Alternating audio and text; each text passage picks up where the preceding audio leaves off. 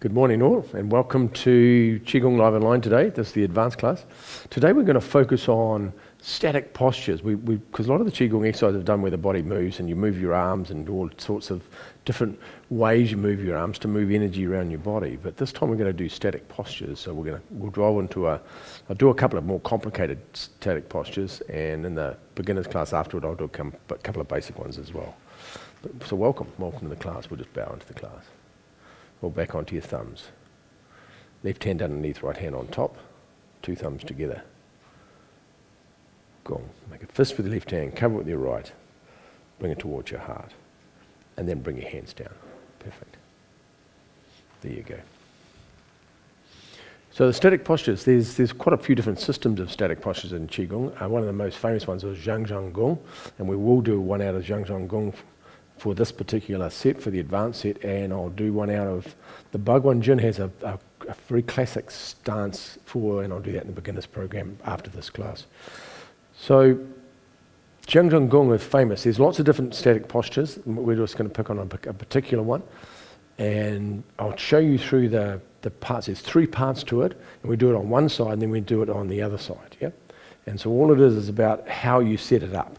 It's all about the alignment. It's about how you align the body and position the body in a certain way that opens up all the pathways. And if you've got one little thing that's out of alignment, then it affects the flow of the energy. And so it's quite a precise thing. And I'll talk you through the different aspects of the alignment, and then we're going to move. And then when we move, I'll talk you through the next alignment as we change it. Yep. So we're going to do a posture called, we'll do the three body postures. It's called that, three body postures, because it's a particular posture that aligns the body a certain way. And as I say, a lot of the Qigong exercises or static postures come out of Tai Chi. They come out of the postures of Tai Chi, and then they put them into a static form, and just the posture itself, without all that martial applications of the posture, just the posture itself in one particular stance. And we're going to do one of those. So we're going to step off. I'm going to mirror you. So we're going to step off to the right, and you step off with the heel. Now, when you step out, don't step too far. Don't make the step too large. Just step out from one foot's facing towards the front and step to the side that way. Yep. So we're going to have the front foot will be facing towards the front, which is we'll use the clock. If we use a clock, mind you, using the clocks it's changed now because people have digital clocks.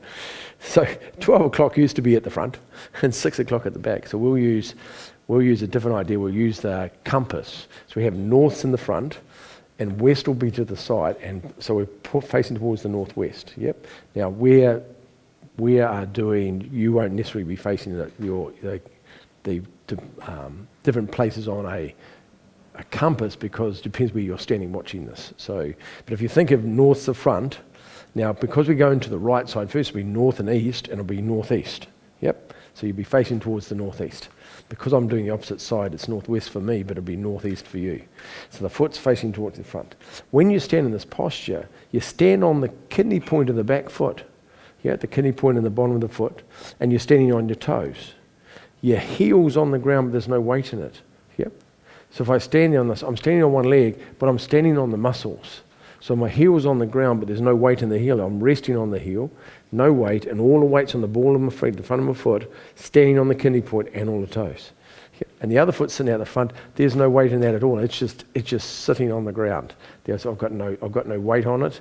It gets no weight bearing at all. I can just move it back anytime I want. It's just sitting there. Yeah. So basically, you're standing on one leg, but you're standing on the ball of one leg as one. To do that, you need to bend your back knee slightly. Yeah. Good. And when you bend your knee straight over the top of your toes. Don't bend I'll show you. So don't bend your knee in that way, or bend your knee out. It goes straight up, the alignment straight between the top of your knee and your toe. Yeah, and you sit there and you bend the knee slightly, standing on your kidney points. Now, even now that you've been standing there for a little while, you already feel this leg starting to engage. And you want it engaged because you want all the muscles engaged. That's why we have the knee bent. So, and we're standing on the balls of your feet, so you're engaging the muscles, not your bones. You don't want to be sitting on your heels, because if you sit on your heels with a straight leg, now all I'm doing is engaging the bones in the body, but I don't want to engage the bones, I want to engage the muscles. Because as soon as I engage the muscles, it activates all the meridians and all energy starts moving to fund the muscle movement or to fund the muscle activity. Because the muscles are engaged, they need more energy and more blood, so then the circulation happens. But if I stand on my bones, then the muscles aren't engaged at all, and then they're not working, so then it doesn't need any energy, and all it does is activate the yin qiao which is in the bones, which is the extraordinary vessel, so you're doing a different thing. So we'll go forward. As soon as we engage our kidney points again, bend our knee, gauge the muscles, all energy starts moving up. It goes up three meridians up, 3 meridians down. They're under your leg, so I'll explain that a bit better than I just did then. So the energy goes down the outside of your leg, and it comes up the inside of your leg. That's the way the energy moves, yep. So it comes up inside channels and goes down the outside while we're standing on one leg. The hands, as they come forward, both palms are facing the front. I'll go around so you can see that. Both palms are facing like that, they're not side by side, which is a different posture. They're both facing that way. When we're facing this way, you can have your shoulders down. Don't pick your shoulders up, keep your shoulders down. Both palms facing the front. And you're looking that direction. Yep. You're looking the same direction as your toe, which in this case is the northeast, because we're facing towards the right. Both the palms looking that way. Now, when you stand in this posture, when you get to here, you want to bring your chin back. So you want to pull your chin back this way. So you pull it back, yeah? And so when you're looking like that, so you're not sticking your head out that way, you want to bring it back, which in turn what that does is I'll go side on. If I've got my head forward like that, as soon as I bring it back, see what happens to the alignment in my neck. Now the alignment of the neck's like this, instead of leaning forward like that, it's come back like that, so sit like that. Yep. You put your tongue on the roof of your mouth, so it engages the ren mai and the du mai. Very good. Standing in the posture. Good. The next thing you're going to do is you're going to tuck your pelvis forward. You bring your pelvis forward and relax. So remember, we're standing on one leg. We're standing on this leg. I'm basically standing like that. I'm going to tuck my pelvis forward, even though that foot's out. And I'm turned around because I'm facing that foot. My hips are facing the lead foot. Yeah. But then I'm going to tuck my pelvis there. So I'll show you. I hope you can see that. I'll exaggerate it a bit, so you're going to tuck it forward and then relax. So you have your bum, you tilt it forward. You can either think of bringing your pubic symphysis bone, you can think of rolling it back, or you think of your sacrum and you tuck it forward. Either or, it has the same effect. Yep, that way. Stand in that posture. Good. Now I want you to come out of that posture, bring your foot back and bring your hand. I'll give you a break from that one. So you've been standing on one leg for a little while, so it gets quite sort of intense. Good word for it, isn't it?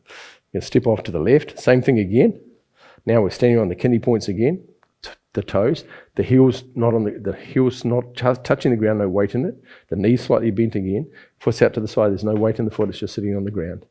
Back to the posture. Now remember that. How you remember which hand it is? The foot that's facing forward is the top hand. So this one's top hand, bottom hand. When on the other side, same foot forward, same hand to the top hand, then you can always forget it. Good. Hold that posture. So that's the posture. Remember, in this posture, bring your chin back, tuck your pelvis, and look out. Don't look down, look straight out. So your body's looking that way. By putting your eyes straight ahead, you won't bring your head down. So if you bring your eyes up, look out into the world that way. Good. Good. So that's what it looks like, the posture. And we bring it back and we'll do the other side. Now that's just one part of it. There's 3 parts of each side. So that's the first part. I'll change it so you're not stuck on the same foot for too long. Because this takes the time to build up the muscles, because remember, your whole body is standing on your kidney point on one leg. You're basically standing on one leg the whole time. And so their muscles are engaged. They're working really hard because I'm sitting on the muscles. I'm not sitting on the bones. So they're engaged. Yep. We hold the hands up. So this is the first posture. We hold the posture. And inside this, remember, chin, tuck your pelvis. Sit quietly. Hold the posture. And then just relax. Long breath in, long breath out, and just relax in the posture. Now inside the posture, of course, when you're just standing here quietly, and you can stand here for as long as you want to, and you'll be able to feel what's going on in your body. So you're bringing your attention to the place where it's warm. I can feel warmth in my front foot touching the ground. I can feel my muscles engaged in the back. I can feel my muscles engaged in my calf. I can feel the pressure on my kidney points at the back. I can feel the pressure on my toes and how even they are. I can feel how my neck is sitting, my head is sitting on top of my shoulder. That's how it's sitting there. If not like that, I can feel it relaxed in this posture. I can feel the arms relaxed. They're just hanging. The arms, I'll turn around, aren't with the elbows in. They've both got them out, so there's a slight movement there, but they're not like that. That's an extreme, and close like that's an extreme. They're sitting there relaxed halfway in the middle with the hands like that, both palms facing towards the front. Like that, yeah. Very cool. Now we're going to change this, and as we're going to go around to the side, you're going to go to the open side. we're going to go towards the left. And as you do, you swap the bottom hand, becomes the top hand, and we come all the way around to the other side. And we're facing towards the back, that way. Now what I've done is I've rotated on the one hip that I'm standing on. The other one's not doing anything. I was standing on one hip. I've rotated on that hip all the way around. So on top of the femur, I'm turning the whole thing around, rotating on the top of the femur as I come around and face the back. Always remember the top hand's the one at the furthest around to the back, and both hands are facing out. Now I'm still standing on the kidney points. I'm still standing on the toes. I'm not got any weight in my heel still. I'm still standing on the muscles.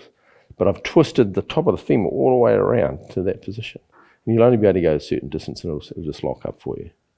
Good. Then we're going to come around the other way. We're going to swap hands over and go the other way. We're going to go all the way around the other side. Same thing again. Now you can feel the rotation of your hip, of your femur joint.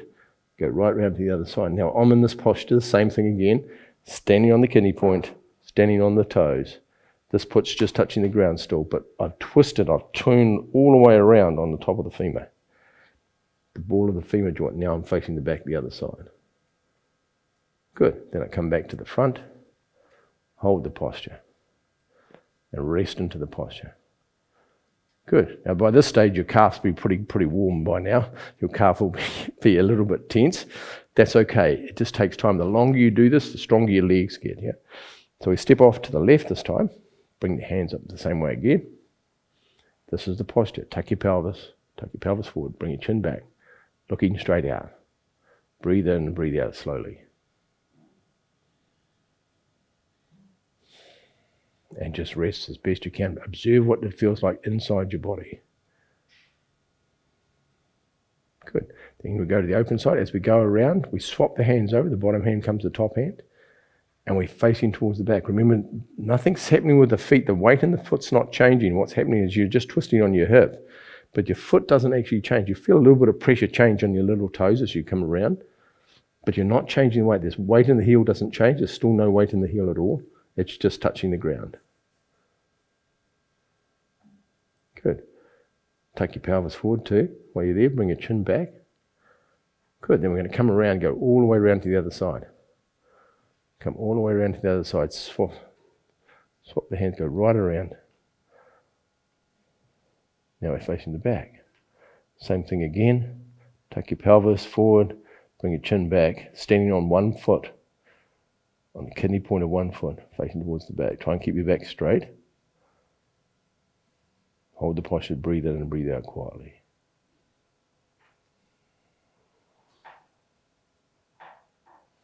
Good, and then come back to the original posture.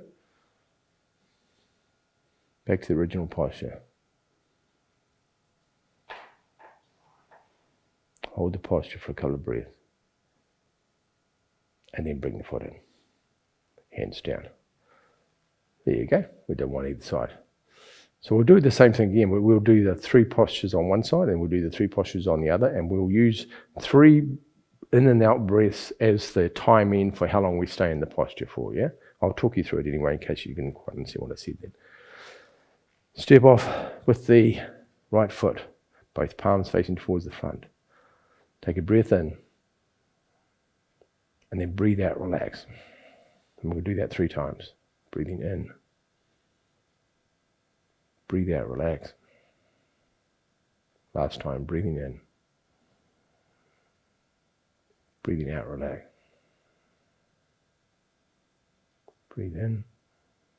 And then as you breathe out, move around to the side.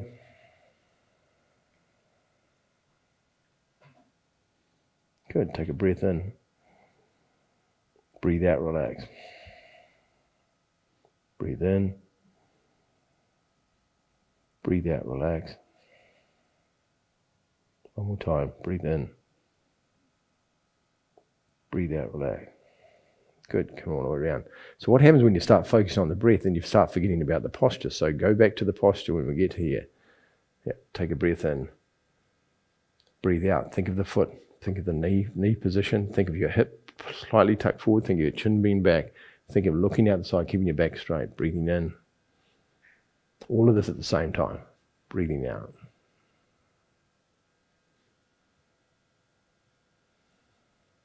One more time, breathing in and then breathing out. Then breathe in and breathe out, come back to the original posture. Good, hold the posture and do the same 3 breaths again, breathing in, breathe out, relax.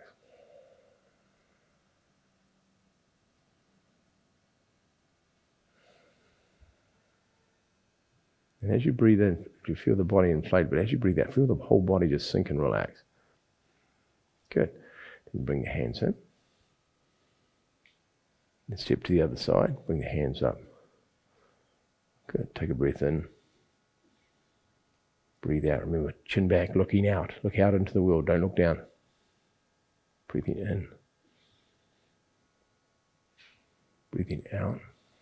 Do one more. Breathing in. Breathing out. Good. Breathe in. And then breathe out as we come round to the side. I'm standing on one leg still. Take a breath in. Breathe out, relax.